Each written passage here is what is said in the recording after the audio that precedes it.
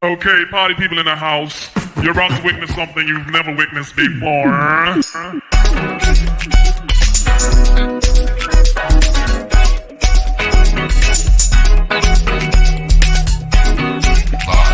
right now, here on YouTube, you have Auntie Miracle Baby. Welcome to the show.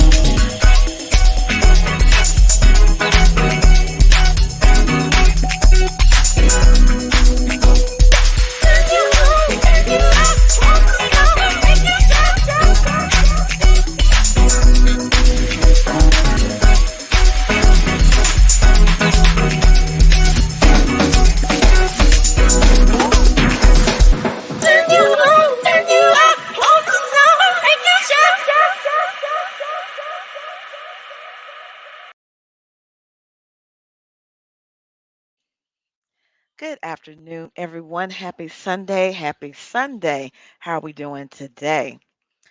I decided to come online because, last night I discussed that I was going to start my series on Jodi Arias.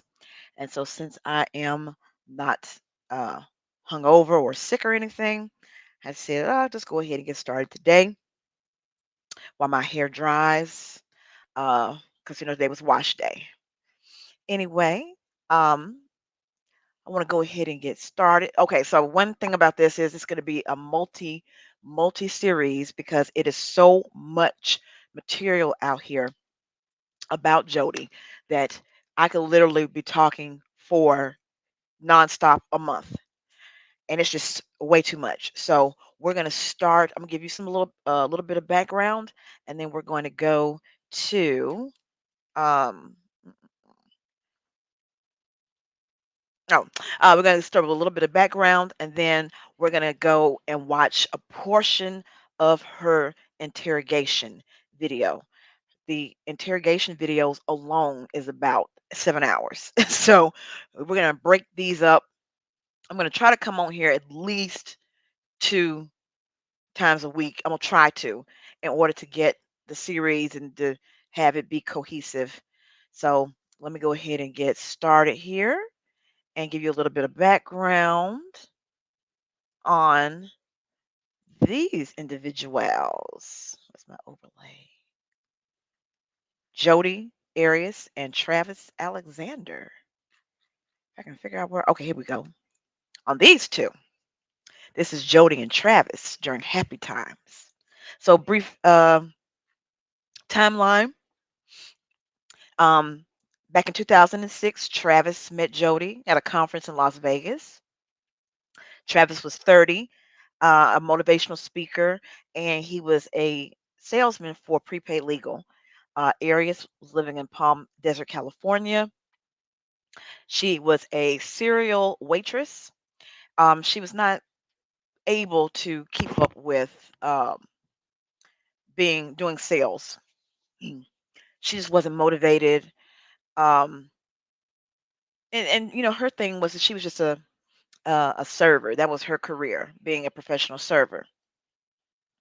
So uh, Travis was a Mormon, and when they started dating, she wanted to convert to Mormonism in order to be more compatible for Travis because you have to be with a church member. You can't be with a person that's outside of the faith.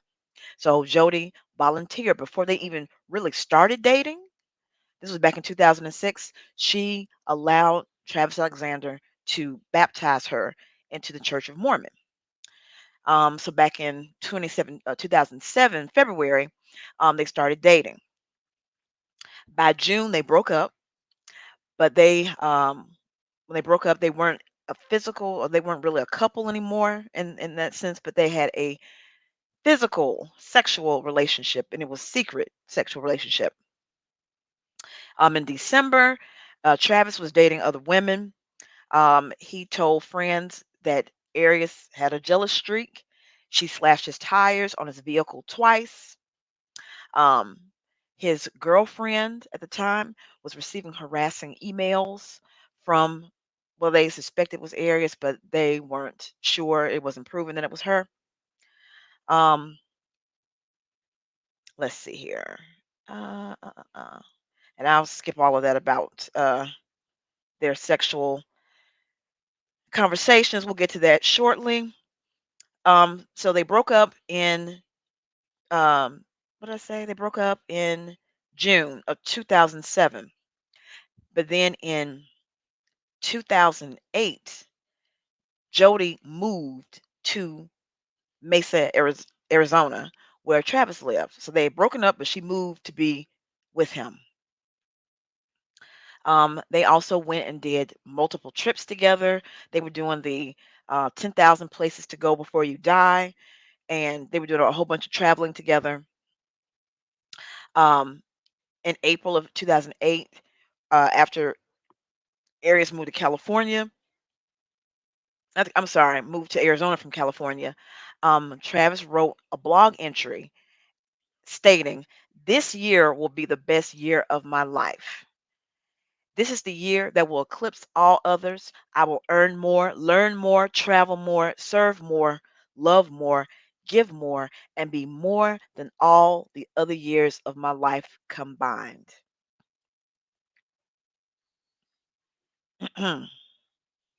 On May the 10th, Jodi posted her last blog entry reading, in part, "I cannot ignore that there is an ever present yearning and desire that pulses within me. It throbs for gratification and fulfillment." Um, on that same day, Travis sent a text to Jody saying, "Why don't you have him come and fuck you in the woods? I can only imagine you are so worried about me reading. You are paranoid because you have no respect for people, privacy, and you dare insult me of all people, someone you should go through your actions you hate more than love by denying me a human right of privacy countless times. You have a lot of freaking nerve. We are all not like you in that aspect." So basically, she was mad because Travis was mad because she was going through his phone and his email. She had hacked into his email accounts and his MySpace. So, speed fast forward to June of 2008. Jody had a robbery at the house where her grandparents lived, and a gun was stolen and some money. The very next week, she went and was going on a trip to Utah because she met a new guy named Ryan Burns that was going to be her boo thing. Um, it's going to be her boo thing. So she decided that she was going to make a detour to Arizona to see Travis. So she went on June the 2nd, picked up a car from Budget Rental Car in Redding, California. On June the 4th, she went to Travis's home in Mesa. They had sex and took explicit photos of each other. And then they had Travis had a conference call. That was the last outgoing call that was made from his phone. And then he missed an important business call that evening. On June 5th, Arias went to Ryan Burns, the person in Utah, who was also a prepaid, a coworker at Prepaid Legal. So then on June the 7th, Jody, according to the police, returned the rental car to Budget uh, in Redding. On June the 9th, Alexander's friends that were concerned about his well being, they hadn't seen him, went to his house, found him dead in the shower. And immediately all of his friends were saying, "Look at Jody. Jody did it. He has a psycho ex-girlfriend. Look at Jody." So Jody on June the 13th posted a photo gallery on her MySpace, which is still up by the way, called "In Loving Memory of Travis." On June the 17th, Jody went to the Mesa Police Headquarters, voluntarily fingerprinted herself, and gave the investigators a sample of her saliva for DNA testing. While they were waiting in the lab for those results to come back, investigators found that there were images on a camera that were once deleted, and it was thrown in the washing machine. Now, Jody's a photographer, but she did not take the memory card. She just took the whole camera, threw it in the washing machine, and thought that it was going to destroy the evidence. So the deleted pictures were those of Travis, Travis naked in the shower right before his death. So he was appearing to be posing in some of the photographs. And then there were some other pictures that were time stamped that day that was of Travis, obviously bloody, and then a foot, because this was accidentally was taken when the camera dropped. And so she was dragging his body back to the shower after she had slashed his throat, clearly. Um, when she was doing all this stuff she was doing, she left a handprint on the wall mixed with his blood and her blood and some of her hair. So Jodi then goes through the motions of pretending like she had no idea what was going on. She wasn't there. The last time she saw Travis was in April, but it was clear she was with him in June.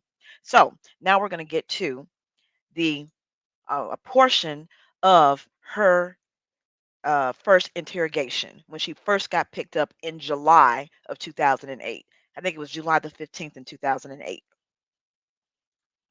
And we're going to break down some of this so we can get a good handle. Did I share my screen? Oh, I still got this overlay up here. Let me take this down. Here we go. So I'm going to break down some of the storyline and inconsistencies. And I promise I won't make it too long because it's a lot of information. All right. This is my Jodi Joe. All right. So let's get into this.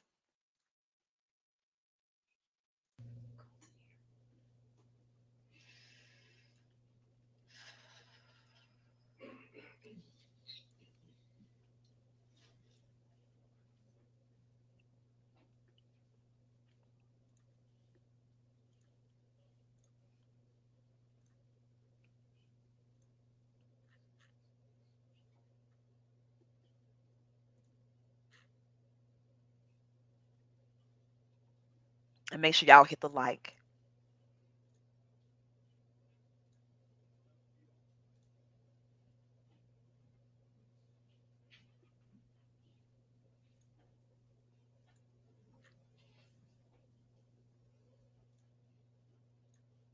So you see that she's very calm. She's much more calmer than I would be being accused of murdering someone. She's way too calm. I'd be in there freaking the hell out.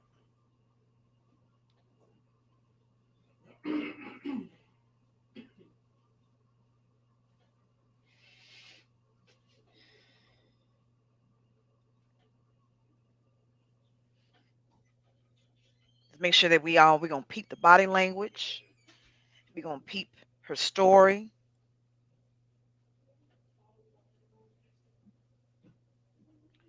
She's definitely disassociated. Okay, let me get those off here. Can stand up for me? Face the other. Let me get you a bottle of water. Any chance you could get my purse? Yeah, we'll get that. She's concerned about her purse. Will they bring it to me? We'll probably be putting your property. There's water for you. Do you want one for yourself? Yeah, I can wait. Anybody trying to eat up in here? Or like, do you have a sweater I can borrow or something? I don't have any sweaters. I'll see if I can. Shit, like this is the Ritz or something. That's fine. Can I get a heater on? Sure, I don't lock myself in here. So you remember me? Of course I do. I traveled all the way up here to come talk to you because I've been working on Travis's case ever since it happened. Okay, and I know exactly when it happened, when he was killed. I know a lot of details, and just recently we found quite a bit of evidence, and I'll discuss that with you. The main thing that I'm looking for, though, is answers. Now listen to this now. Why certain things happened, why they went so far, and also to get your statements. Okay.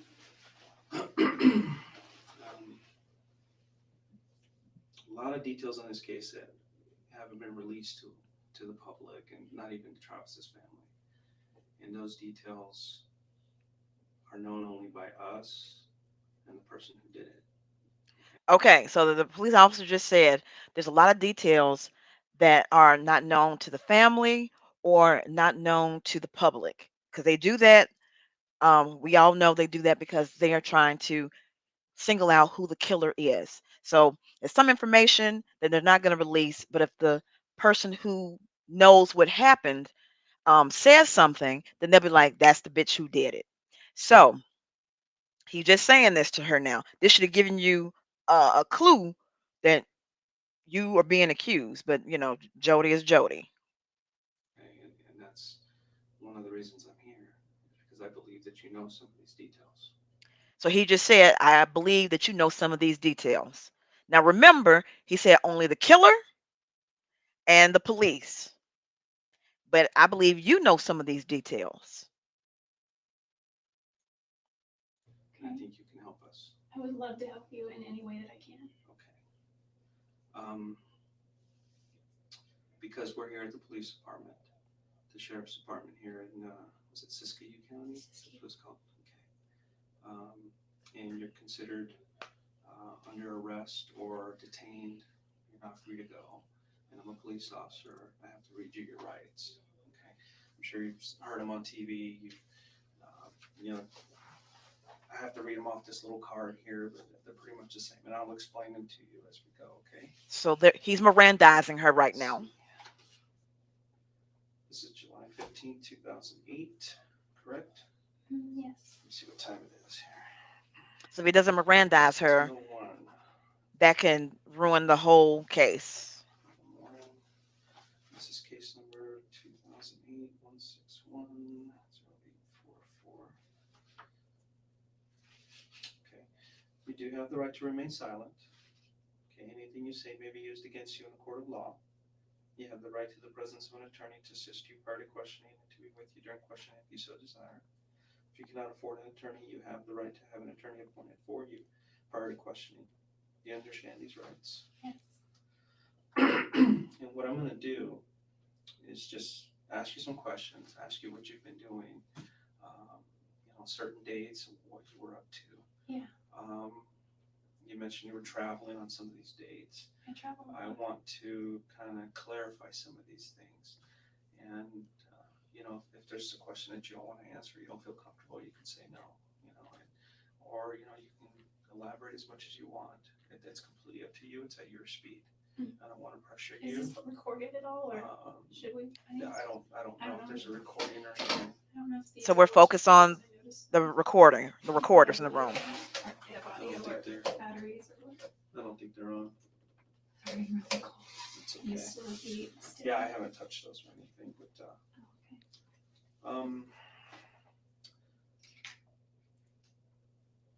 they're not on. So what I want to do is just get to the bottom of it. Everybody wants to know.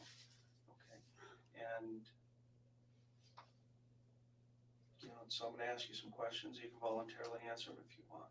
Okay. Is that cool? Yeah, that's fine.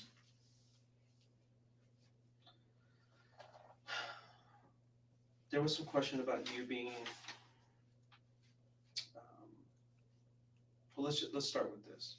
So I love the way he starts this out like it's a conversation and like it is, to let her guard down, but she's not really concerned about her well-being anyway. You can tell because she's still very casual at this point. The alarm bells are not ringing for her. She thinks that this is just a regular conversation and she can flirt and manipulate her way out of this. What have you been up to since Travis's death? What have you been doing? Well, I've been working. I haven't been really working in prepaid legal. There's not a whole lot here in this marketplace, which is It's kind of small. it's small here, and really that could be seen as an opportunity rather than a hindrance, because that just means the market is untapped in a large way. So I could have if I wanted to, but I'm kind of like a deer in the headlights when it comes to prepaid legal. I just have a fear of just approaching people. So I've been working at a Mexican restaurant in the north end of town. I've been kind of in a daze, at least for the first few weeks. Like everybody, Yeah. I know that a lot of people have been posting on Facebook really nice things, and memories. And at one point I was like, well, maybe I should do that. So I posted this thing and I just said all my memories. And I realized looking back on it that it kind of sounded immature. It's more of like my Dear Travis kind of letter. And so I took it down more because, personal. yeah, some of it was details that were a little more personal. Not too personal, nothing inappropriate. Just, I just felt funny. I think because I'm a photographer, I tend to communicate more through pictures. So I posted a ton of pictures that I had of him. And I have a ton more that I just can't access right now. And videos and things that I know his family would want. But so I posted pictures and I took that down, and I posted something last week. But other than that, I've been on Facebook and MySpace a lot, looking at his profile, looking at his pictures, reading things about his obituaries and any news updates. And there's legacy.com where you can write something about him. I've seen a lot of those postings. Mm-hmm. I didn't realize until I actually spoke with Ryan Burns. He told the guy that's in Utah. And we've been talking a lot. We try not to talk about that because it's kind of like, ugh. And plus, Travis is my ex-boyfriend, but at the same time, he's my friend. So while I'm mourning my friend, how do you talk to your new potential, possible, maybe person that you might start dating about your friend, even though he was your ex-boyfriend? So it's kind of a gray area. I try not to talk about him too much, but he comes up a lot. And it was through him that I learned that he said, if you come out to Utah, things are really weird because everyone thinks that you could have had a hand. And I've talked to a lot of people, man. So the dude that she went to Utah to visit, the potential new love interest, is telling her, "Hey, it's weird in Utah because people are saying you did it. People are saying you did it." And she just saying this so casual, like she could be baking, giving a recipe for biscuits. And everybody's pointing a finger at you. I know. Everybody is saying, I don't understand what happened to Travis. I don't know who killed him. But you need to look at Jodi. And sometimes the simplest answers are the correct ones. So he's telling her the simplest answers are the correct ones. Everybody's naming you for a reason. And the reason is because you did it, and I know you did it. And that's one of the reasons I started looking at you a little bit closer. And over the last month or so, I've gotten into Travis's life, talked to all his friends, his family. I got a really good understanding of who he is now. And I got a very good understanding of your relationship with him. And I'm kind of just putting two and two together. Well, and it kind of matches. And it matches. So one of the reasons I'm here is to talk to you to figure out what was going on between you two. I know the relationship that you guys had was of convenience sometimes. Obviously, you weren't boyfriend and girlfriend anymore, but you were still having a sexual relationship, which does his family know about that? Just curious. No, his family doesn't know anything. Yeah. I'm interested in protecting how he's remembered as well. And he was Well, I'm sure if Travis could speak right now, he wouldn't care what people thought about him because they knew who he was. Okay, a sexual relationship here or there, because the fact he was a member of the church really doesn't matter. A couple times I asked whole him range of things. Yeah, I think in the broad scope of things that could be right. I just think that the reason I care about that is because he was adamant about that. A couple times we prayed about it, didn't work, or we didn't stick to our, our guns on it. And one time, a girlfriend of mine just said, "Why don't you just go to your bishop and talk?" And asked Travis the same. And I talked to him about it, and he got really angry. He said, "I've already had problems with this in the past. I'm embarrassed by it. I don't want to go to my bishop." And so we just kind of stopped for like a few weeks, and then that must have been in, I think it was August, and then it just resumed. Well, the way Travis thought by getting into his head and everything that he's written in his journals and everything I found out about him, he truly had feelings for you, and for some reason he felt that the relationship between you and him was somewhat unhealthy, but he couldn't stop it. And I assume that's probably maybe the same way you felt about him, or It's maybe probably, you didn't understand why he didn't believe it was healthy. no, I didn't think it was healthy either, spiritually at least, and probably emotionally, but mostly spiritually. And I think that kind of, once you have something that's not healthy spiritually, it filters through all aspects of your life.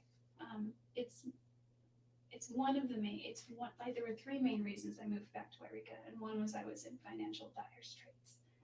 I was not getting ahead. Things were not working. Everything in Arizona was like, except for the wonderful friends that I made in my ward, um, and the opportunity. It's like the Mormon land of opportunity there, which is awesome. But except for all that, like every sign was pointing, just go. You know, I wasn't able to hold a job, and that had never happened before. Too much of my nightlife was about him. He would text me and, "Hey, I'm getting sleepy. Dot dot dot." This a bunch of Z's, and that was his code to like come on over, kind of thing. Coast is clear. So and that was just, I lived 5 minutes away. So what she means by the coast is clear. So Travis, again, was a very private individual, and he did not want people to know that he was not living up to the ideals of being a Mormon.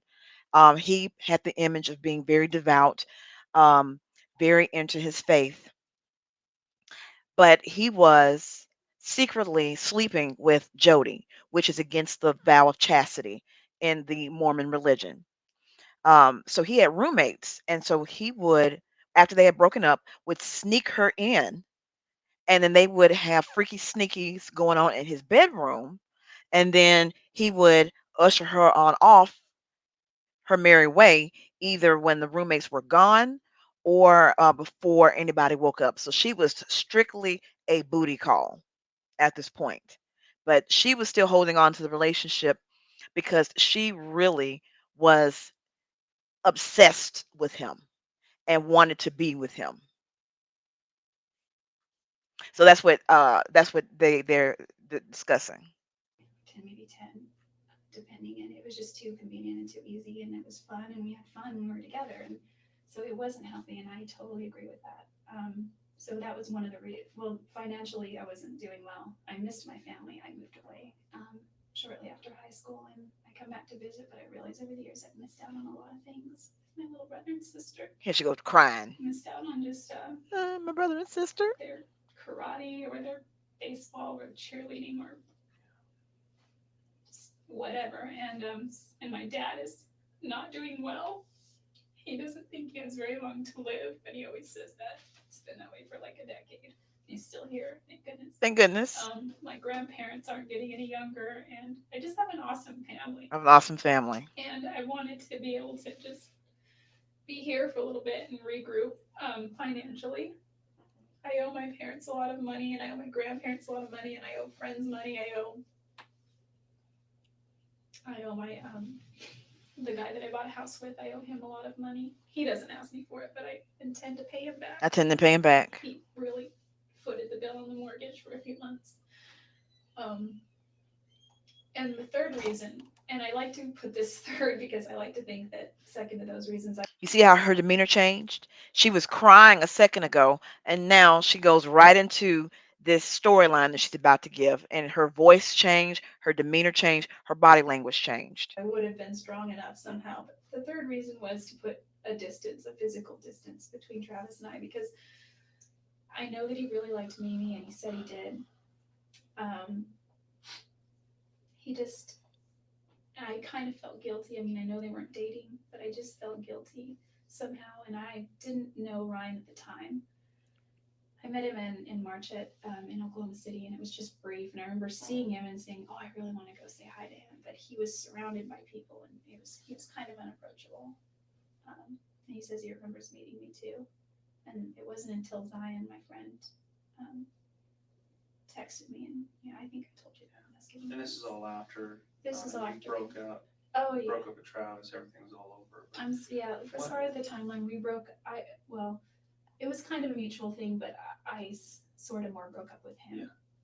Yeah. And it was hard to do because I really loved him, but I just realized that without trust, you can't have anything, and I had violated his trust. Is that the main reason you guys broke up? Is the trust? Trust.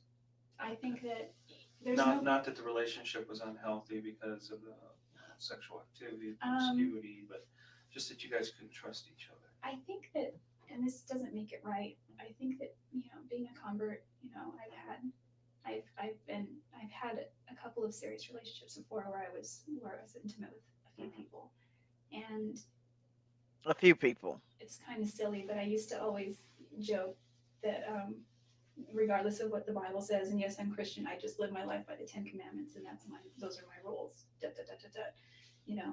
Thou shalt not this or that, but it doesn't say thou shalt not fornicate. So I just used to joke about that. Y'all heard that? So we live our rules by the Ten Commandments, thou shalt not this or that, but it doesn't say anything about thou shalt not fornicate. Wink, wink. And it's a bad philosophy.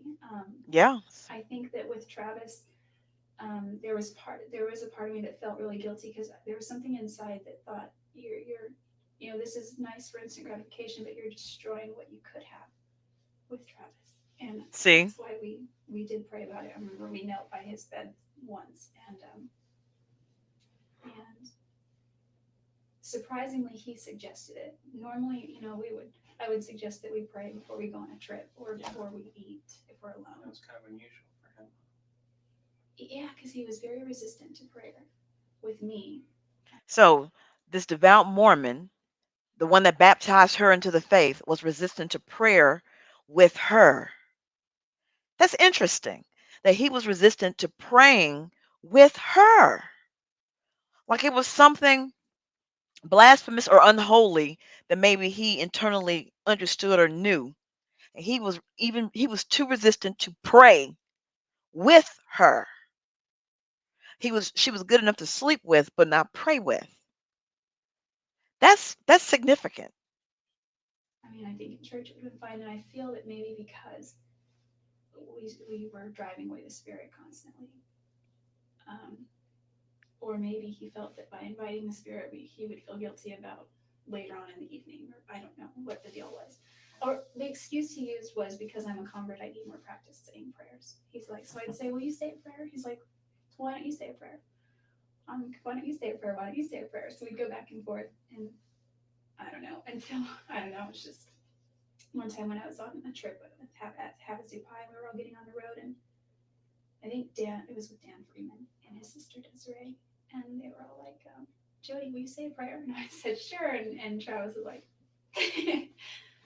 anyway, I didn't want to argue with them. So, anyway, what was I saying? Well, he's, the whole trust issue keeps coming back into my mind. That was the big reason. He was a big time flirt, and that's the one thing everybody says about him. He flirts a lot. Does he mean anything by it? No, not really. That's just who he is. He did have, girlfriends here or there, and he was at a point in his life where he wanted to really start settling down. He felt like he needed to kind of grow up, become a husband, become a father. That time had come, and he felt that the time had come and gone, and he was falling behind. He told me that too. He said he felt like his time was running out, and I told him that, despite the fact that he's not going to be in a singles ward very much longer, he still has a lot of options. He's still a very eligible bachelor. And he just didn't see it that way. He was like, you don't understand. He was like, that might be true, but my chances are severely reduced once I turn 31.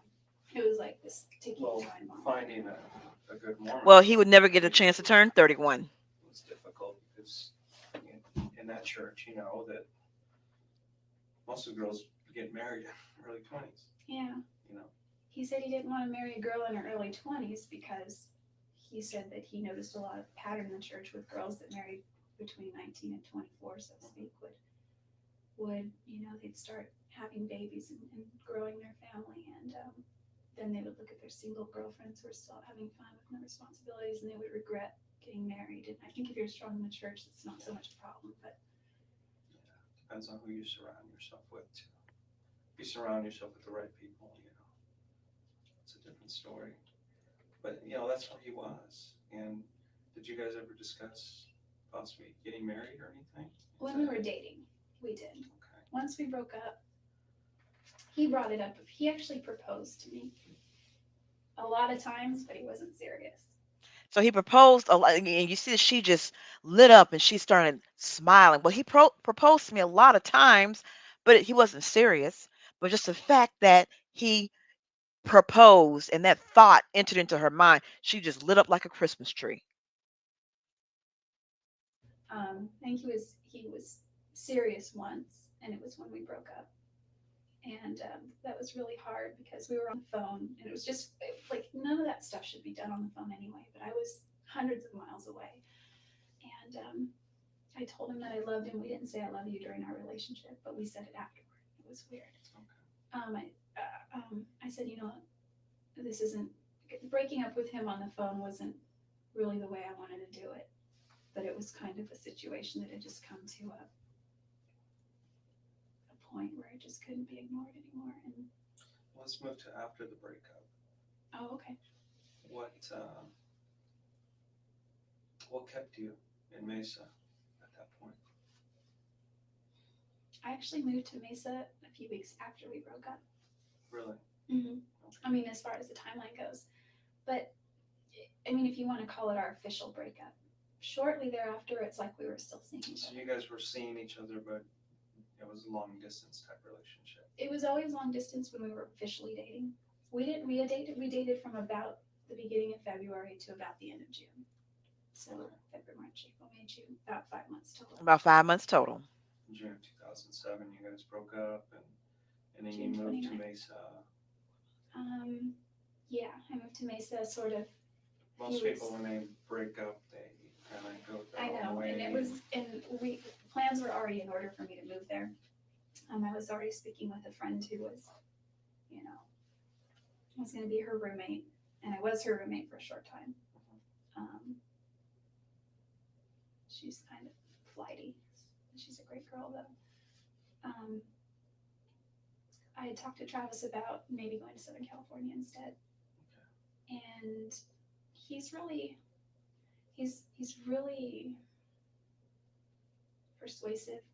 He persuaded you to stay there in Mesa. He kind of was playing up all the advantages if I did come to Mesa, and if I did, he said, it's a great place. We could still see each other and hang out on occasion. This church is very strong. You'll make a lot of friends. And I already knew all this stuff prior because we talked about that. And so I went ahead and just made the move. It sounded at the time like a good idea. And you guys continued to kind of see each other at that time? Yeah, at the time I was sort of living more across town over by Greenfield. Do you know where that is? Yeah.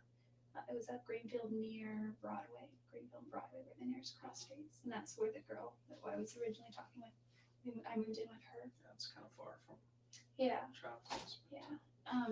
The thing about her, and just to give you a background of why I moved suddenly, she approached me the weekend after I got there and said, hey, she knocked on my door, can I talk to you for a second? I said, sure. And she moved in with her boyfriend, and they were engaged. Okay. And she said, hey, I just wanted to let you know that Scott and I went to Vegas last weekend to tie the knot.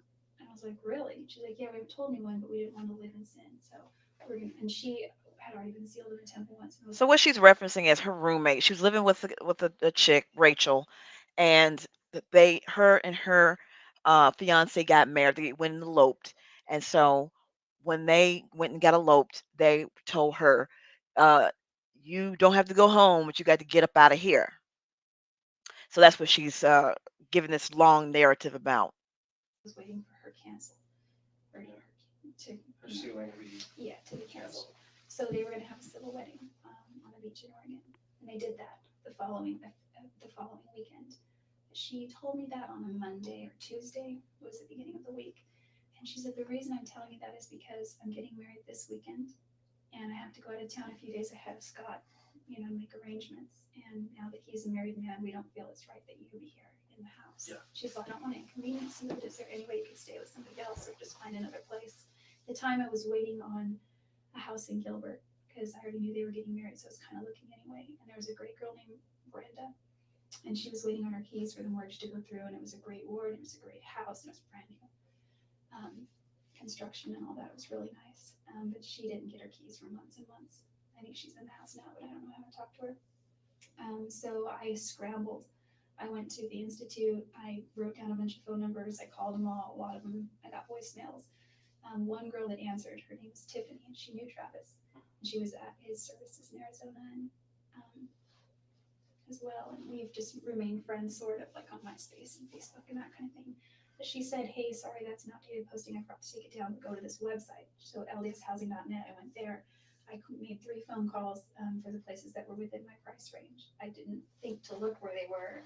The one girl that called me back, her name was Shannon Derricott.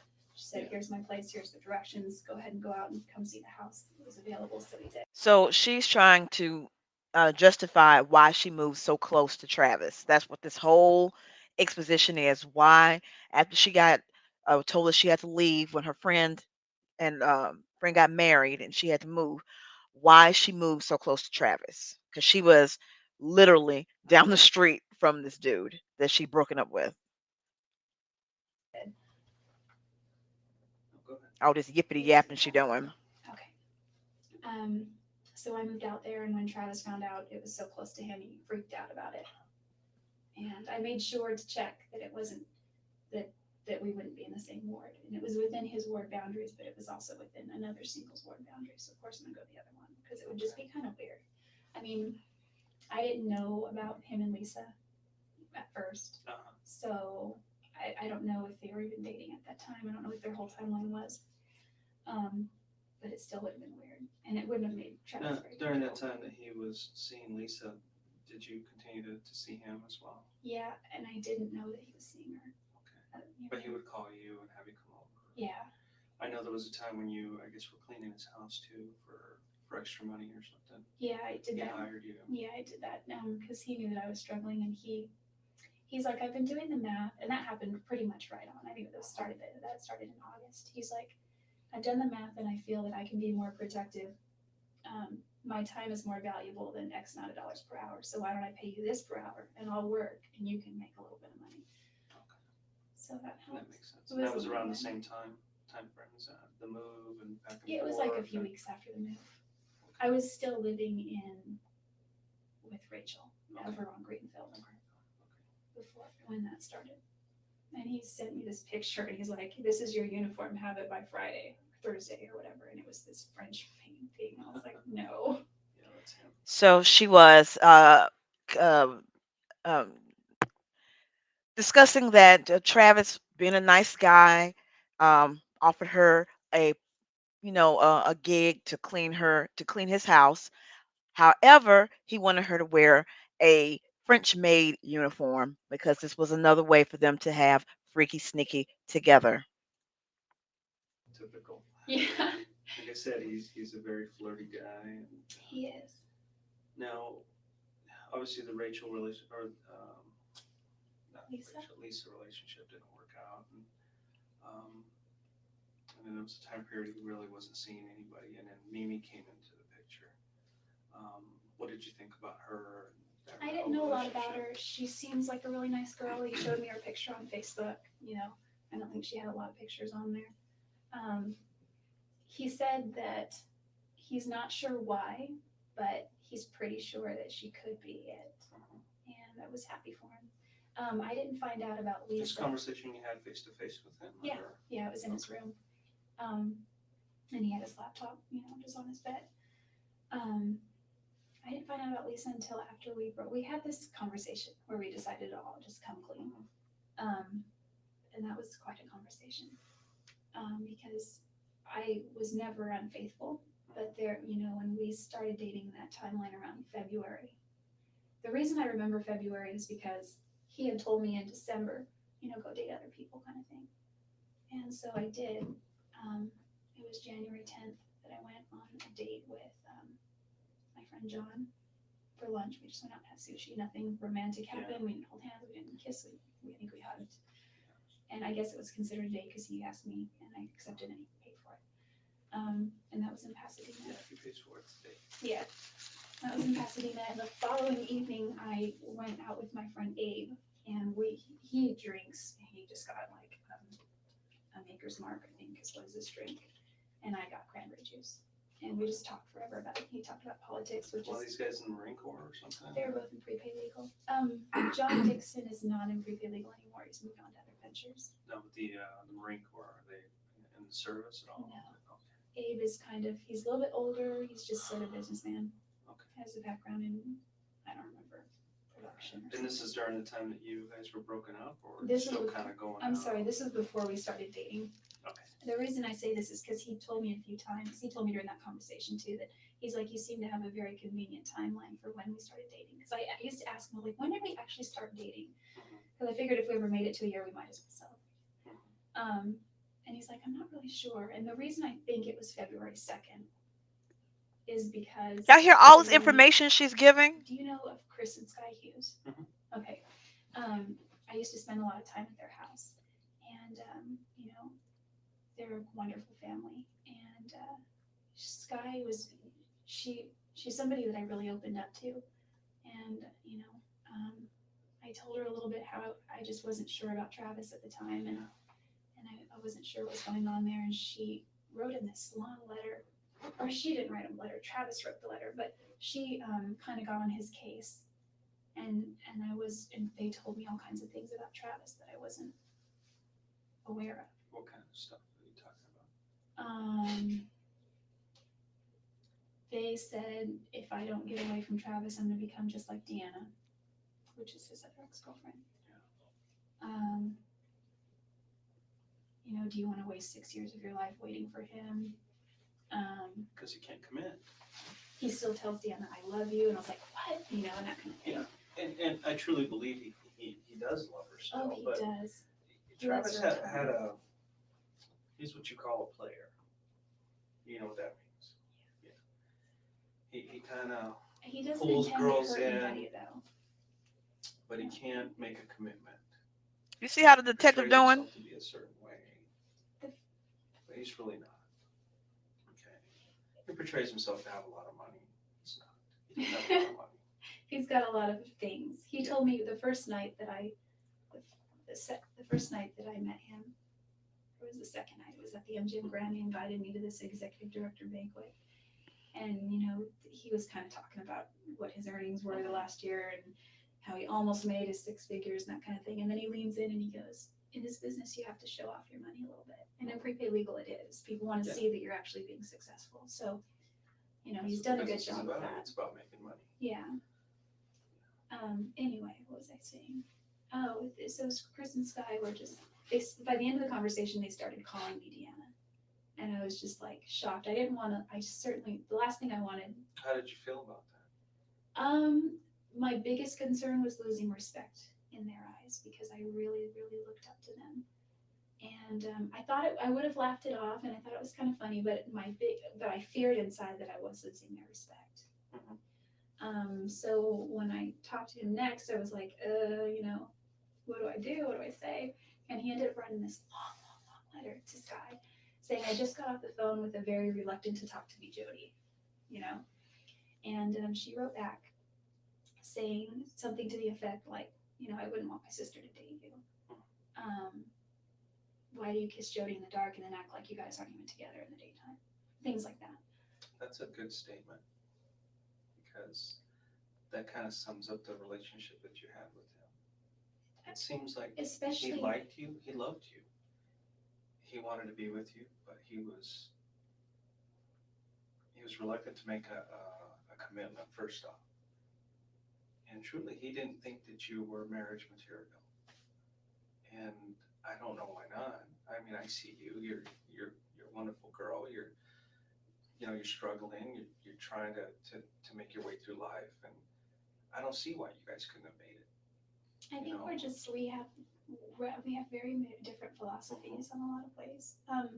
We would argue about the dumbest things, and like he would just want me to admit that he was right, and I would happily do that. Well, that's but a man thing. I should have just known better and admitted that. I eventually learned how to argue with Travis, and it's Talk to yes, my Travis. wife. She's like, okay, fine, you're right. Yeah, You know, eventually that's what I began to do with him. It's like the more I just agree with him, the sooner the argument gets over, and the sooner we can make up. And the makeup was always great. But there were so many times where I just couldn't wrap my mind around what he would. I could, but I would try to get him to do the same for me. Like there was a time when I broke down on the way to LA once when I was going to watch Chris Hughes do a training, and this was January, mid-January maybe of 2007, and my car got a flat tire. So I had at the time roadside assistance because my car was still under warranty, and they went to take the car in to change the tire and realized that when they sold me the car, they didn't give me the wheel lock key. Oh, So yeah. for anti-theft, there was wheel locks. So I had to get a hotel room. I had to get my car towed. It was a big nightmare.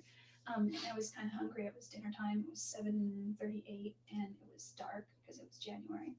And the tow truck guy said, there's a Denny's 2 blocks down here, and there's a Jack in the Box there, and he was driving me to the motel. I said, is there an IHOP around? Because I really like IHOP. He's like, yeah, but it's kind of like 5 miles back in the other direction. I was like, okay. He's like, I can drive you there if you want. And I was like, he's like this short Mexican guy, and he seemed really harmless. And I was like, okay. And he, and I asked him about his life, and he had a wife and kids, and so he wasn't flirting, or he had a girlfriend or something. I don't remember. Just trying to be nice to you. Just being nice. And so I ended up telling him, and he didn't ever come on me or ever say anything inappropriate. And then he drove me back and dropped me off, and that was that. And I got to eat.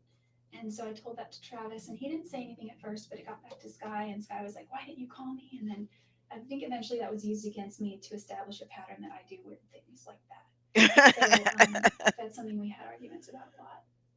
No one remembers all of this. And Felt a little jealous, but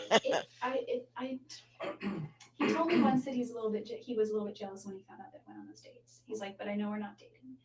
And he's like, I guess I am a little bit jealous. But with these other incidences, he said it just concerns him. Because he thought that I would get myself into a situation where I'd get hurt because I have that sort of attitude. And I was really, since I joined Prepaid, I've been really trying to break out of my bubble and do things that are a little uncomfortable as far as talking to people. And, I made a resolution this year to overcome a few fears that I have that I'm really scared of. So I think that by getting into that a little, then I can, overcome some of that. But he did act jealous, but he wouldn't say he was jealous. He would just say but he he was would concerned. tell other people about it. What do you mean? Did he tell Sky Hughes? Oh yeah, I guess it got. Chris about I it? may have told Sky about that. But they probably had a conversation with him, and he probably voiced his They opinion had on how many he didn't like it. conversations. I know that him and Sky had a lot of fights and arguments, and I was the root of that a lot of time. But I think all in all, they, especially. So he just said that his friends had arguments regarding Jodi. That's what she's giving all this yippity yap about. More recently, they got along a lot better. I think she gave him a really hard time about our relationship. So that's one of the reasons he really wanted to keep it under wraps. So, moving over to his trip to Cancun that he was going to. When did you first find out about that he was going with Mimi? Oh, I found out about that at his memorial services on Monday. It was the Monday night memorial service. So you didn't know that he was going to Cancun? I knew he was going. Yeah. Okay. You didn't know he was taking Mimi? I didn't know that. I think that's awesome, actually. Yeah. Well, unfortunately, Mimi had called him a week or two before, and I told him, look, if you want to take somebody else, it's fine, but I have something to tell you. I don't look at you that way. I don't look at you as a boyfriend. If you want to be friends, we can be friends. And that really broke his heart. I know. Um, I mean, he didn't tell me that, but I found out from his bishop afterward when I talked to his bishop. And his bishop did say that Travis really took that one hard, and he said he took it to heart. And he said he realizes that it's, speaking from a bishop's perspective, he said it's because, Mimi is of a certain caliber when it comes to her spirituality, and Travis was just in another He's place. struggling, and that's something he struggled with for a long time. Well, I feel responsible for that part of me. Why do you feel responsible? Because I wasn't, I mean, I had moved away, but I had participated with him in so many things that kept us both down spiritually for a long time. I mean, if I had just cut ties completely, I could probably be married right now. I could probably be working on my own family. What And kept you him there? too. What kept you to him? I don't understand. Well, moving is expensive for one. So once I was there, I was kind of stuck there. But why do you continue to go back to him? You know what he wants. You know that it's not healthy, but yet you continue to go back. And it brings us to this point where we are now. And it brings us to this point where we are now. Again, he's telling you, I mean, you did it. I guess I you physically I keep was saying still, you knew that it wasn't healthy, and you knew it was contributing to something that wasn't good. I think at the But yet you time, guys continue to do it. yeah, and part of my perspective now has to do with the fact that I'm going through a repentance process that I've worked out with with my bishop. So she's saying that she's worked out a repentance process with her bishop. So the cop asks, why did you stay with him and keep going back to him? And you know all he wanted was your body. Then she says, well, I've worked out a repentance process with my bishop. And he's given me certain Uh, scriptures to read and ponder and pray about, and it brings me back to where I was prior to all that. I don't know how much I ever really was there as much as I am now, because even before I was baptized, even the 2 days before I was baptized, 4 days, it was on Wednesday and I was baptized on Sunday, before Thanksgiving. And it was just like Travis and I were making out, and that was prior to, we hadn't gone all the way at that point, but it was just too far. And I called him that evening and I said how I didn't, it felt different. The first few times was like, hey, that was great, whatever. And then it just felt different this time. And it was right before I was about to be baptized, and I already had my interview, and so it was like, it was just different. And he said, well, yeah, he's like, I feel the same way, and I think that's the spirit, telling us this, that, or the other. And so I think that by driving the spirit away so much, you just get into this pattern of I don't know. It was just, it was convenient. There was a couple times where I didn't answer his text messages, and he would send me little sad faces, or eventually he would wait, and then he would call, and then he would call again, and if I didn't answer, he'd call 3 times. And obviously, you guys kept this relationship hidden from everybody else, and because nobody really knew about it. Well, there were some people who I talked to and said, yeah, they continued to have a relationship even after they broke up. And there are others who were saying that you had become obsessive with him to the point to where you would go into his house when he wasn't there, or when you weren't invited, and he would talk to people saying, she just kind of showed up, and I don't want to tell her to leave, but I don't want her here. oh, must have been early on, because there were a couple times when we established a rule early on, just don't come over unless, he said, you can come over anytime, but I need to know first. Yes. He's like, you just never know. Because you ran into somebody one time, right? Did you run into like one of his ex-girlfriends as well, or was it Deanna that you ran into? Oh yeah. Well, that was okay that I was there. He asked me to stay there and be with Napoleon, because that was during general conference in October of last year. He took a road trip with some friends from his church to Utah, and unless he's going to California, he pretty much leaves Napoleon at home. And so he needed someone to be there. And it's like I got full house privileges. I could sleep in bed, I could eat, food. And I've talked to her, and she said that was kind of an unusual kind of situation. She didn't expect you to be there. She didn't at all. And so at first I was like, did you give Deanna any flack over coming over on So she enjoyed that. She enjoyed when that girl came to the house and she was there, and that girl was didn't expect her, and it made that other girl uncomfortable. You see how she smiled when she's discussing this, how she's smiling?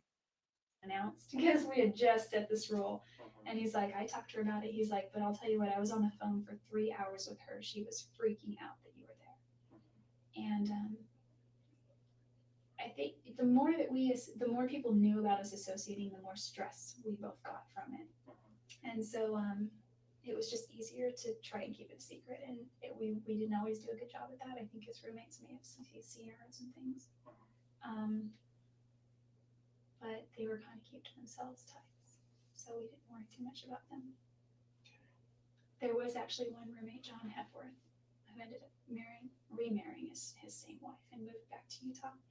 And I was cleaning his house one day, and John told me, he's like, Travis is dating. And I said, okay. And I assumed he was, going on dates and things. He's like, no, he's really trying to date. And I said, okay. And he's like, he's desperate to get married. And I said, I know that's true. And he's like, I just wanted to tell you that because I don't think he's being honest with you. And I was like, okay.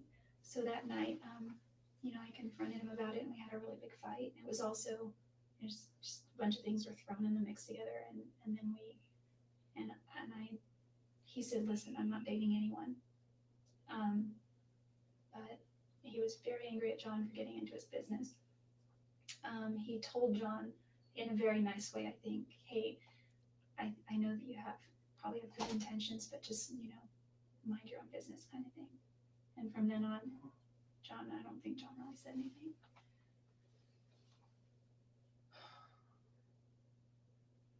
And that was in October, I think. You've kind of given me a really good rundown of the relationship and how you guys thought of each other and stuff. And I was pretty close to right on with my theory on how you guys, why you continued to see each other and what was going on during that time. I think there's some other things that you're not telling me. I think maybe the jealousy probably continued even after the fact that you moved away. For instance, was it the week of the first week of June, you took a trip to Salt Lake City. Remember that trip we talked about? Oh, this year? Yes. I'm thinking back. All right, we're getting ready to talk about the trip of the week of the killing. Monday, June 2nd, in morning or afternoon or something. I can't remember what. Late I morning. think it was morning. Okay. And you'd gone down to Redding and rented a car. Mm-hmm. Where did you rent that car? The Redding Airport. Okay. Do you remember what car company it was? I don't remember the rental company, but I remember the make and model. It was a Ford Focus. Yeah, I got that from people in Utah. They said you showed up in a Ford Focus. It was white, 4-door. No cruise control. I like road trips. Cruise control is good. You don't remember what company it was? Who Maybe. rented it? I did. Was it your credit card? Yeah. Or? Yeah, I could look it up. And so Maybe. You took a trip and you decided to go to, instead of going over to Utah, you went straight out to Los Angeles area? I went to Santa Cruz first. Santa Cruz. Mm-hmm. Okay. And then I stayed the night in Monterey. And the next day I drove to Pasadena. Okay. Waiting for Laura to call me back. You didn't contact her at all? She contacted me finally after I'd already left LA. It was too late. You'd already left at that point. And we had plans to do that again this week. Which route did you take from there? I was supposed to get on the 15 and go all the way up. And I somehow got off the 15. Where did you end up? For a while I was lost, and I'm not above sleeping in the car, so I slept for a while. I'm a heavy sleeper and I sleep a lot, so. But you were on the 15 for a while, and you ended up getting off the 15 somewhere. Yeah, I looked at a map, and I'm pretty sure I know where I went. Can I draw you a map? Sure. because I eventually started seeing signs for Phoenix, and I was like, and it was several hundred miles away still. Like, that's weird. Where am I going? So you have California, Los Angeles, and Nevada, Arizona, Utah, and I was supposed to go somewhere right up here. Oh, I'm a lefty. So the 15 kind of does one of these. Yeah. Goes through, let's say, Las Vegas right here. Oh yeah. I'm sorry. I'm my No, math that's is okay. so That's wrong. okay. So we'll just put I know it cuts through Arizona in the corner. Las Vegas, St. George is somewhere here. And then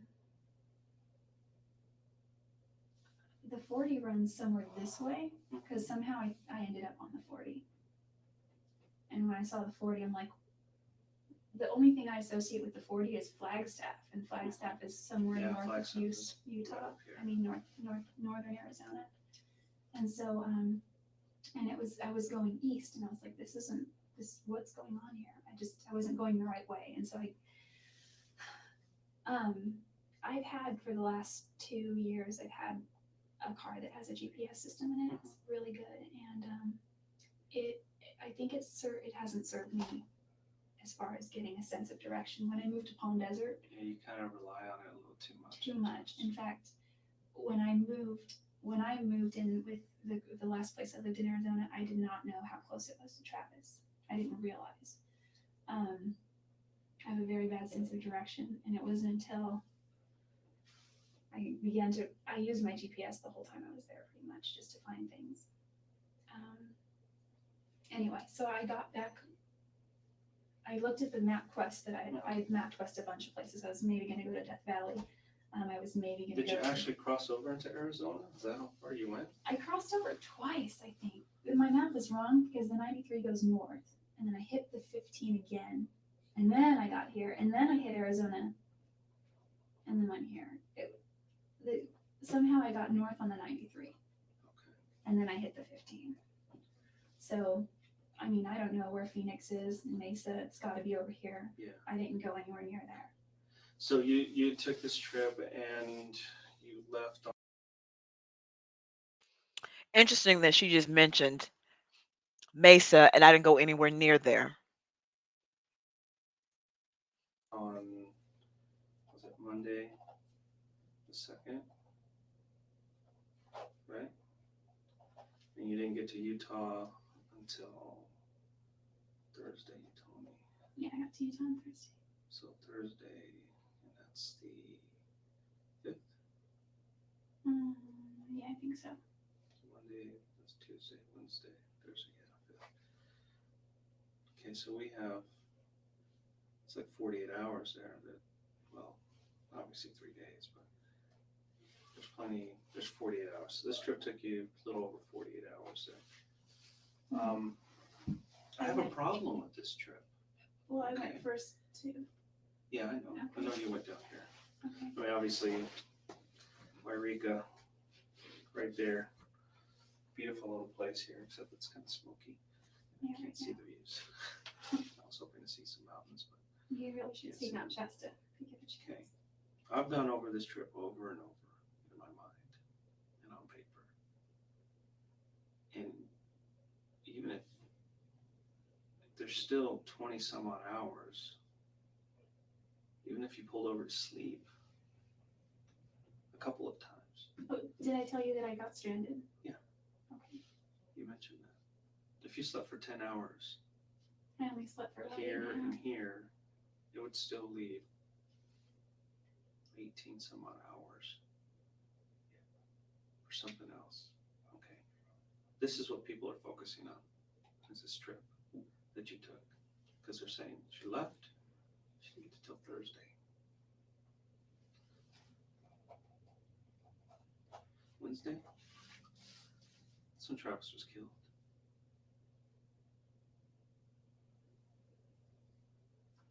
I did not go near his house. Aren't there? I pulled your cell records. Your cell phone was turned off between here and here. Okay. But the last place it pulled it was was here. The next place it turned on was here. What does that show me? Oh, well, I began. Oh, no. Is there plenty of time for you to do that? Yes. And do I believe that you had come to visit Travis? Yes. I truly believe it. Did you have the opportunity? Yes. You were traveling alone. There's no other witnesses. Your phone just happened to turn off from here to here. Well, I didn't turn it off physically, but it died. The And phone died. I got You it. found your charger here? It was packed under the seat of the passenger side, and it was when I was. When you were lost, you couldn't have maybe pulled over and found it? Or... Well, I did finally start looking when I was stranded. I wouldn't have pulled over when I was lost. Okay, I've been focusing on this and going over and over my mind. Why this happened? Why your phone turns off here, outside of Los Angeles? What city is that? Because I Going got towards. as far as There's no cities. There's towers. Oh, okay. Well, Okay, I got. there's towers dotted all over this place. Yeah. One tower hit here, the other tower here on the 93. There is no way somebody can get on that 15 and magically get on that 93. Because that 15 goes right through Las Vegas, right there. It continues this way. It never goes through Arizona again. I got off before Las Vegas. Okay. I didn't get that The close. 15, you'd have to go to Las Vegas and then come down south, go through Boulder City. I went through Boulder City going north. Did you cross over the I know. dam? Uh-huh. You didn't think that was odd? You were crossing it over Arizona? Well, after I figured out it was lost by then, and I found the 93 and then found my way back to the 15. And this tower here, it's not just over the border in Arizona. It's quite a distance inside of Arizona that it hit. Because there's a mountain range all along here. And if you're on this side of the mountain range, pretty good distance, that signal's not going to hit Utah or Nevada or California. It's only going to hit in Arizona. Well, I had somehow gotten off the 15 and got onto the 40. Is what happened. Well, the only way you can get on the 40 is if after you cross the bridge or the dam, river dam. I think I got on the 40 in California. From the 15. Well, because I actually began to drive the 10 West. But you see what I'm saying? The confusion that we're having. And we'll come back to this. Well, I got on the 40 somewhere over here. In California. Yeah, and continued to drive this way. Realized I was not in the right place at all. And then I got onto the 93 North. If you have a bad sense of direction, these types of crimes are not something that you should endeavor to perform. I have a bad sense of direction.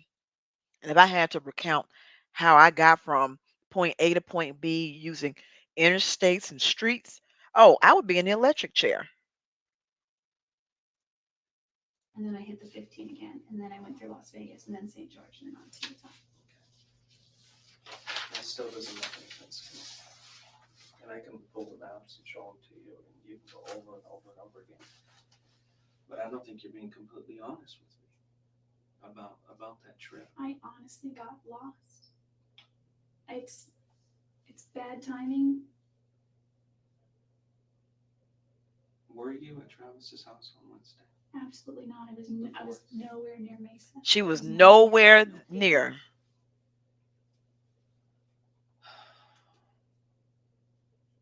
I wasn't even close to him. What if I could show you proof you were there? Would that change your mind? I wasn't there. Can you be honest with me, Jodi? I was not at Travis's house. Was not. You were at Travis's house. You guys had a sexual encounter, which there's pictures. I know you know there's pictures because I have them. I will show them to you.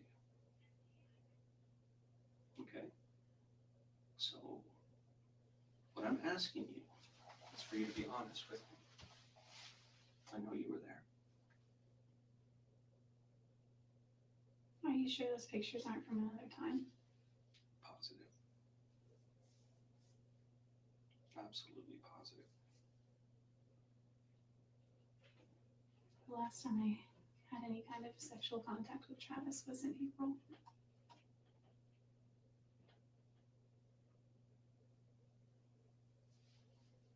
Remember I told you about the camera? Mm-hmm. That camera was damaged. Someone put it in a washing machine, ran it through a wash cycle with some clothes of Travis's, but the card's intact. Remember I told you that card was destroyed? I didn't want to tell you the truth because I wanted to make sure those photos were accurate. And we can pull deleted photos. I don't care if you delete them 6 months ago. We can pull every photo that was ever on there. Pull the little pixels together.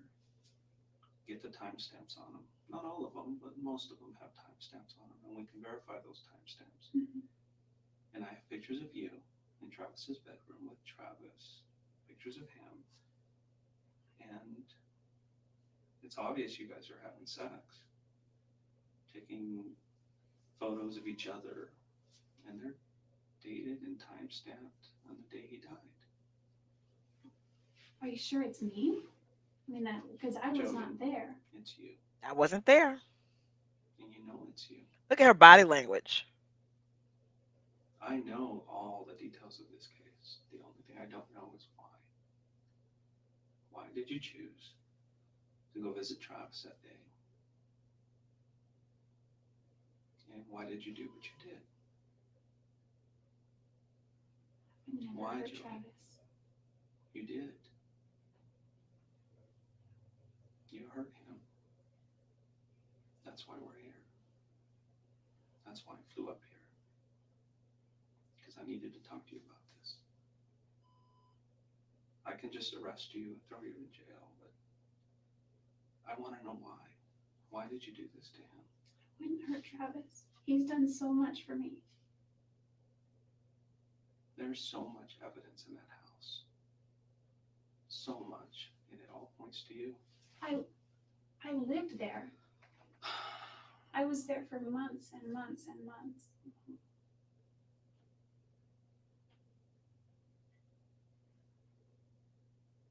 I know you took pictures of him in the shower just before he died. I don't think he would allow that.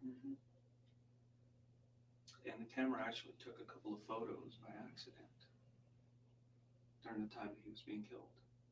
Really? Yeah, Jodi, really. You were there. Y'all heard the tone of her voice. Really? Like that thought never crossed her mind that there were pictures. Really? That's the first time she's been concerned this whole interview was when he said that. Quit playing this game. It's time for you to just come out and I didn't tell me. know. I did not hurt Travis. I did not hurt Travis.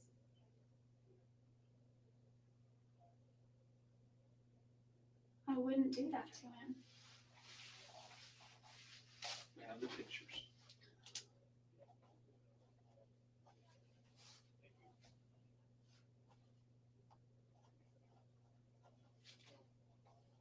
Can I see the pictures? We have your blood at the scene.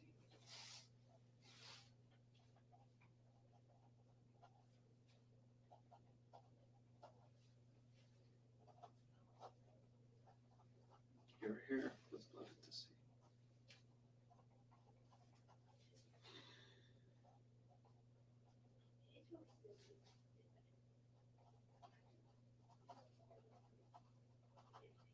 Your left palm print at the scene.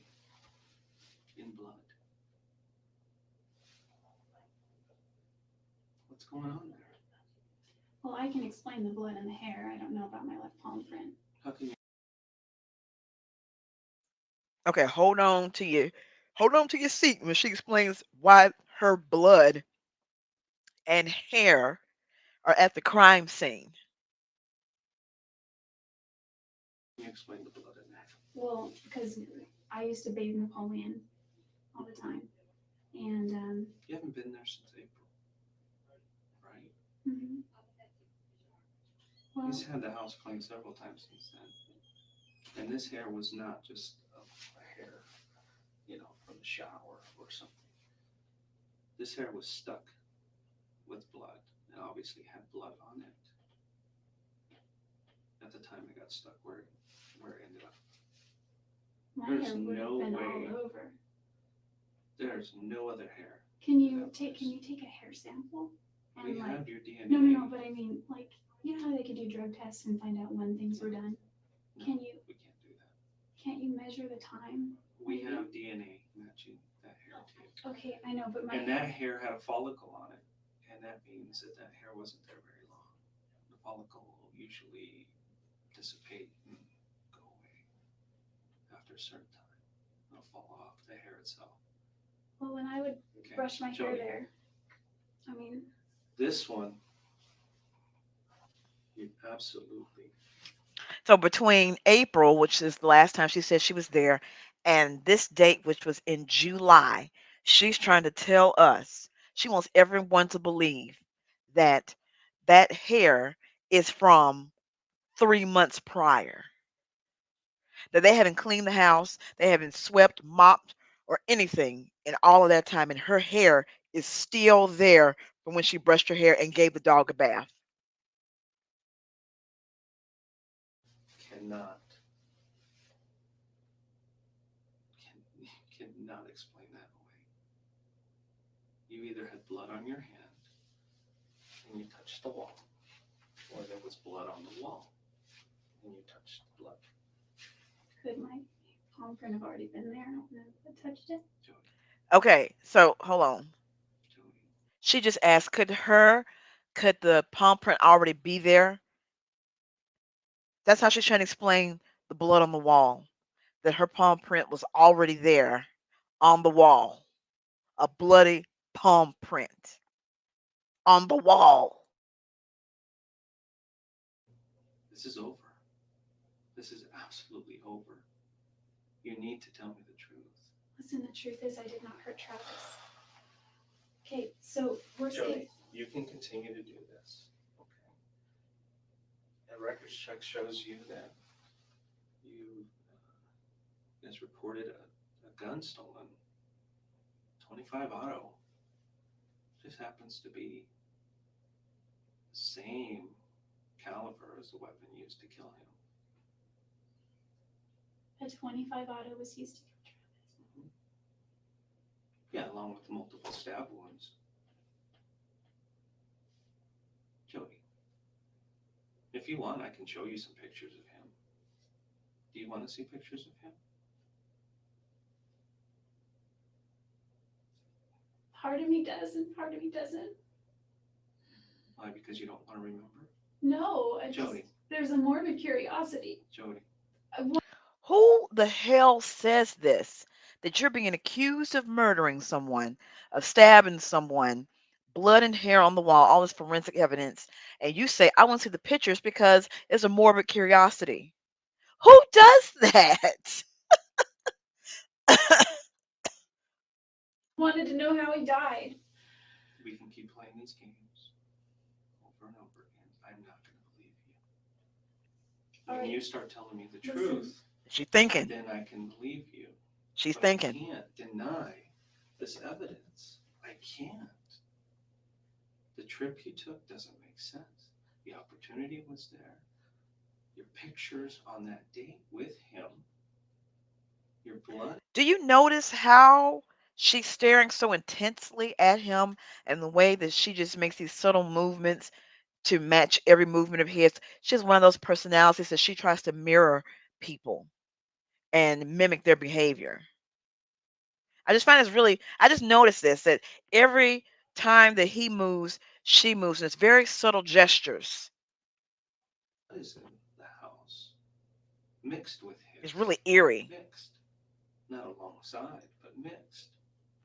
Your hair is there with blood. And your palm print is there in blood. Was it? It's over. Could it have been my blood from before? Your image is not important right now. Saving the rest of your life is. Listen, if I'm found guilty, I don't have a life. I'm not guilty. I didn't hurt Travis. If I hurt Travis, if I killed Travis, I would beg for the death penalty. By the way, she did not beg for the death penalty in the trial. She did not beg for the death penalty. Was there anybody else with you? I was traveling alone the whole time. Was there anybody else with you at Travis's house on Wednesday the 4th? I was not at Travis's house on Wednesday. You were? Because that's when the blood was left on, the bloody palm print was left on his wall. I don't know what to tell you. If you were in my shoes and I had this evidence against you, what would you say? If I had that evidence against you, it'd be pretty obvious. But I guess being in my position, it just seems so impossible. I'd want to see it. I'd want to know. I mean, I'm not a murderer, but I guess if I were to do that, I would wear gloves or, I'm not a murderer, but if I were to do that, I would use gloves. I would use gloves. something. How could I don't know. She's I thinking. tried to wash him off. She is thinking. Get some of the blood off, try to clean him up a little bit.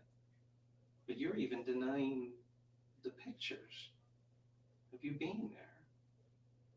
There's pictures of you laying on the bed in pigtails. Pigtails? Yes. And I've got pictures of you that I've blown up, and you've got the little mole right there. It's the same one. It's you. It's obvious. I can show you some. She is thinking. Do you want to see the pictures? Will that change your mind? I mean, I am curious. So what she means by I'm curious, she needs to see these pictures because she needs to make her story line up with the forensic evidence that's in that house. So of course she can't fully remember how she left the crime scene because of course your emotions are high and you're panicked and you're in fight or flight, so you're not remembering every little detail. She thought when I took the bedding and the camera and put in the washing machine, that would take care of everything, so there's no evidence of me being there. Had this idiot not volunteered her own DNA, she did this herself now.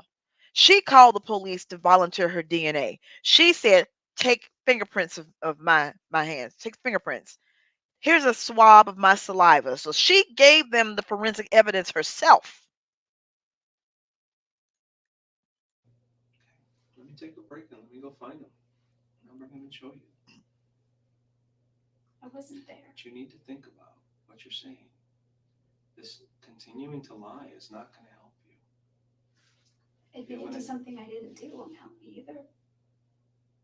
Okay, let's say for a second that I did. And I say, I did it. I mean,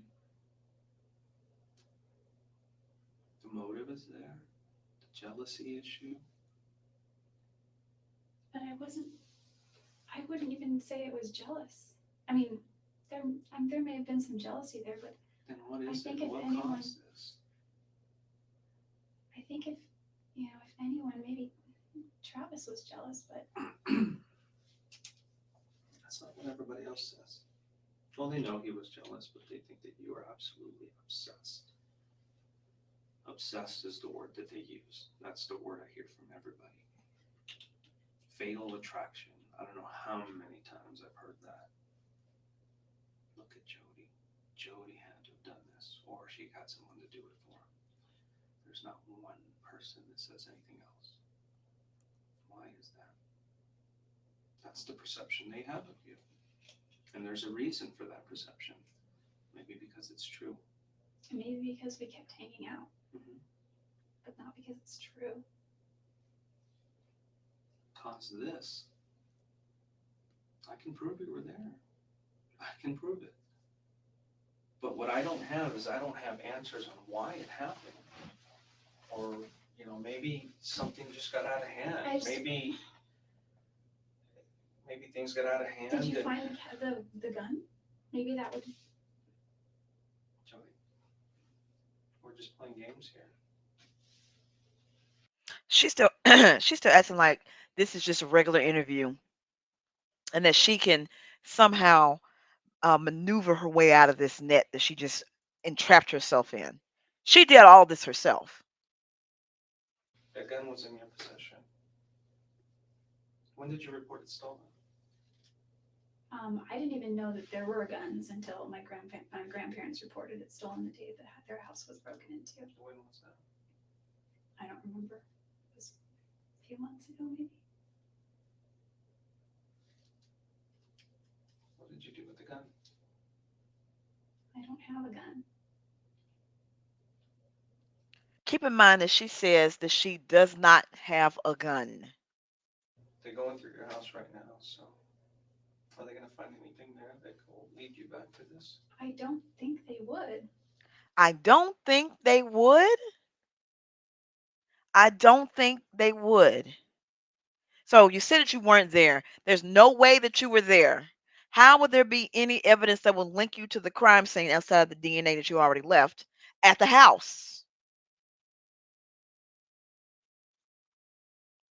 I mean, there's nothing that could link me there. I mean, that's pretty compelling, I have to admit. If you found my palm print there, I don't know. That's. Do you have a pair of sweatpants that's got stripes around the backside and zippers? Somebody's seen you wearing those before. I've got so many clothes. Yeah, I think I do. Wait. I have zippered one that zips in the back. It's got like stripes, like big stripe on it on the side. Well, it's got a black stripe all the way down, and they're white. It's got the black. I have those at the house. Okay. It's got I have two pairs actually. One is too small, and one is just about right. The other one I bought anyway, that was too small because it was on sale and it's a good deal. But yeah, they have stripes. Well, what does that mean? What is that? Because I believe you were wearing a pair like that when this happened. Remember I told you about the camera? It was taking pictures by accident. Mm-hmm. Camera was upside down, had flash. Another time, camera flashed. Looked like it was on the ground, maybe it was kicked. But it took pictures, and it's obviously a female. Mm-hmm. And one of them was wearing those pants. Oh, I didn't even bring those pants on that trip. So. If you find those pants, is that going to make my case a little bit better? Yeah. Okay. I'm going to take a little break, but I need you to think about what you're doing here. Because the best thing for you to do is to tell me the truth. Tell me exactly what happened, because you know what? I think your mom and your dad really deserve the truth. They're going to be asking. And it's absolutely. Do y'all notice that she's sitting here pouting like a toddler because the big bad officer did not believe her story? She's over here pouting. It's so important that you tell me why this occurred, what was going through your mind, and what caused you to do this.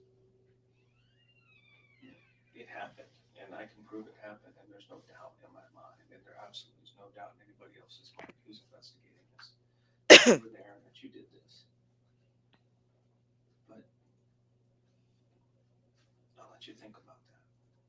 Okay? And I'm going to go look for some pictures, and I'll bring them over, and we'll continue this discussion. Okay? Let me go find them. Be right back. I'm not a murderer.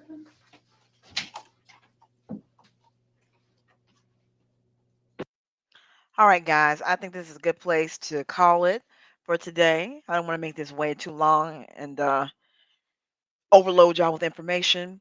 So I will be back with part 2 of the rest of this first day of the interrogation, because we have two interrogations. You got the first day and then the second day when she had a night to think over and change her story up. And the story, it gets to be very interesting, I have to say. So anyway, I'll try to do this again maybe Tuesday. So enjoy the rest of your Sunday. I really appreciate you guys for sticking in and watching. Please like, share, and subscribe. And yeah, make sure you share the video. And so have a wonderful rest of your Sunday. Drums, please.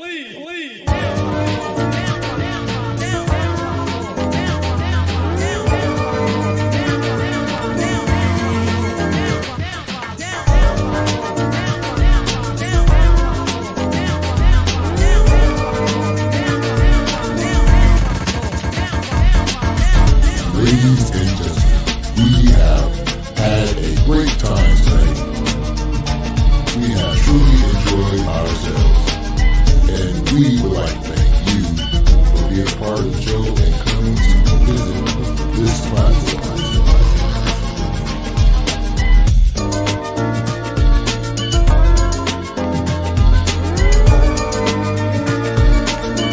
Live on YouTube, Auntie